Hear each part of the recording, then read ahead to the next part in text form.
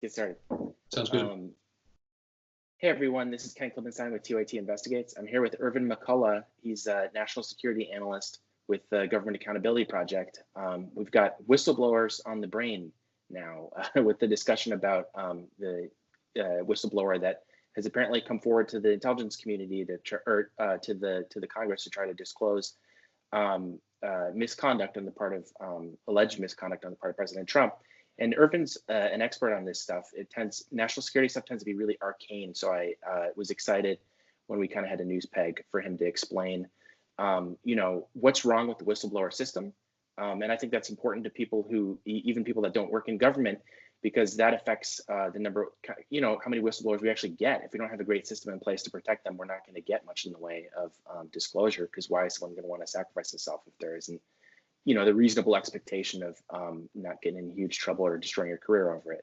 So Irvin, why don't you take it away? What does all this say to you about the kind of whistleblower system that we have? Hey, Ken, thanks so much. It's great to be here. It's always a good pleasure talking with you, Ken. Essentially, this complaint, this whistleblowing disclosure was made by an employee inside the United States intelligence community. We don't know which agency they work for, if they work for an agency at all. What we do know that has been reported in the media is that this whistleblower has made a disclosure to the intelligence community inspector general. Now, inspectors general are the people inside the government who investigate violations of laws, rules, and regulations, waste, fraud, and abuse, and see whether or not those allegations are credible. If so, they'll start an investigation formally that will have potentially dire consequences for the agency and the government.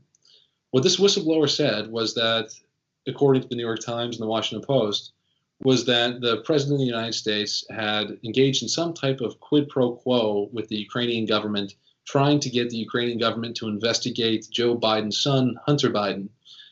And regardless of the politics of this intelligence community employee went to the inspector general for the intelligence community, who said that their whistleblowing disclosure was credible. What that means is they conducted a preliminary review within 14 days, as the law allows, and they said these allegations are credible, they are an urgent concern, and they need to be transmitted to the congressional intelligence committees. Now, those are the people in Congress that are covering and overseeing the intelligence community and all intelligence activities within the United States. The process there came to a halt. Instead of transmitting the Inspector General's finding and the whistleblower's disclosure to the congressional intelligence committees, as the law requires, the acting director of national intelligence actually stopped the process. He slammed on the brakes and said that the inspector general of the intelligence community erred, essentially, in finding that this was an urgent concern, and therefore that he did not have to send the disclosure and the finding to the congressional intelligence committees.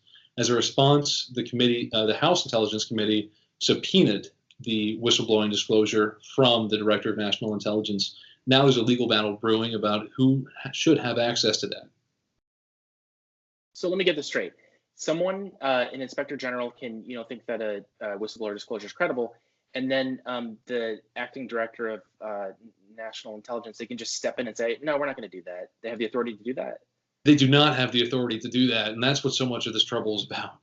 Essentially, if the acting DNI can just stop an inspector general's investigation with the stroke of their pen, why would a whistleblower feel comfortable going to the inspector general in the first place, knowing that if their disclosure involves something that's too political, that involves the White House, that they could just all of a sudden be forced to stop and be left out in the lurch with no protections from retaliation?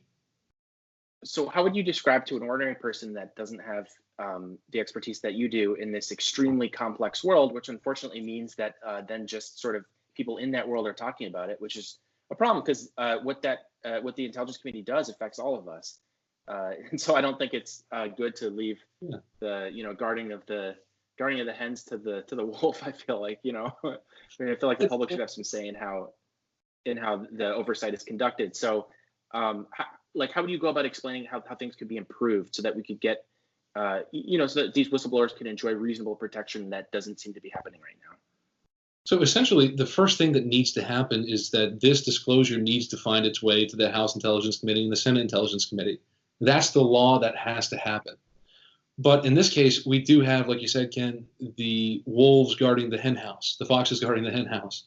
And that's extremely problematic. We don't want the intelligence community to investigate itself as the only form of investigation. That's why we have these watchdogs, these independent inspectors general that report both to the Congress and to the President of the United States.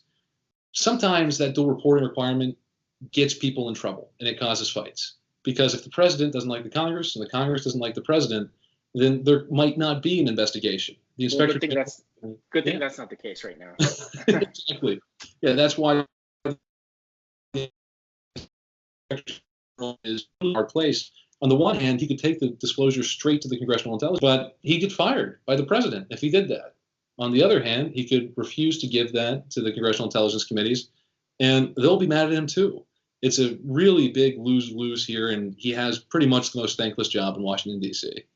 Oh my God. Well, so what can we do to insulate him in the way of policy? Because it feels like we had this debate so many times.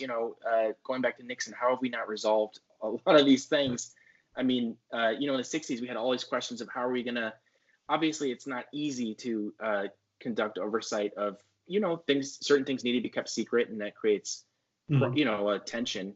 But it just feels like we're relitigating all the same stuff. What did we not do then that we need to do now? So that's exactly right. The reason we have the congressional intelligence committees is explicitly because of the Watergate scandals. Right after Watergate, when the public trust was low, the CIA's family jewels were reported by the New York Times, and essentially the New York Times noted every instance by which the CIA had stepped out of its charter. So two committees, one in the Senate, one in the House, were created to oversee the intelligence community, essentially. And those eventually became the Senate Intelligence Committee and the House Intelligence Committee. What needs to happen here, and thankfully now that we have the system to hopefully get this correct, is the Senate Intelligence Committee and the House Intelligence Committee will fight their hardest to order the Director of National Intelligence to turn over this whistleblowing complaint. As we learned about an hour ago, as we learned earlier today, the Senate Intelligence Committee and the House Intelligence Committee have committed to meeting directly with this whistleblower. So the whistleblower will be able to tell their side of the story, their disclosures that the Inspector General validated and substantiated directly to the congressional committees responsible for overseeing the intelligence community. And there is this necessary shroud of secrecy around the IC.